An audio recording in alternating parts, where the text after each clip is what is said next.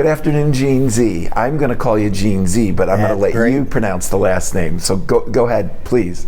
Eugene Znamenacek. As I understand it, you're a patient of Associates in Family Medicine, right? That's correct. So talk about that a little. How long have you been a patient? Well, I started with Amy Patrick in 2005 when she was at Banner Health. Yeah.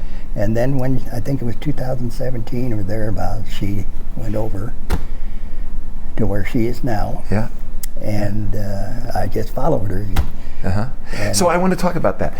So you were her patient for 12 years, right? Yeah. 2005 to 17. And the key was, and this is very important, it's the provider that is important. So your doctor? Yeah. You chose to stay with your professional? Yeah. Amy Patrick, her name came up, and which I already knew, she always done more than what the people felt was required. Mm-hmm.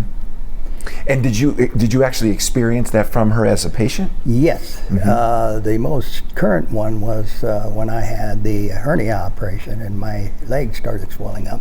Mm-hmm. And I saw her on that Friday. I was the last patient. She says, "Hey, you better go down emergency."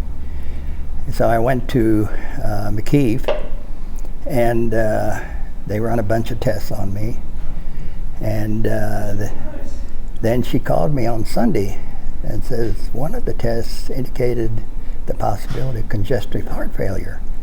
And she had already started the process of getting me in for the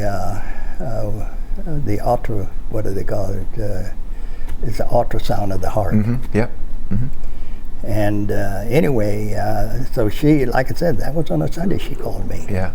So, I mean, you must feel good as a patient, just as a person, if the person that you're entrusting your life to is calling you on a Sunday. Yeah, well, like I said, she thought it was important enough to let me know that she already got the process started to get me in, in which it was with UC Health. And then in the end, I ended up with the MRI. Mm-hmm. And how do you feel? I feel great. So now that you know that your practice is working with Village MD, what advice would you have for us? The advice is make sure that you don't get too large that you lose sight of the patient. Mm-hmm. And as I said before, it gets down to the provider. Mm-hmm.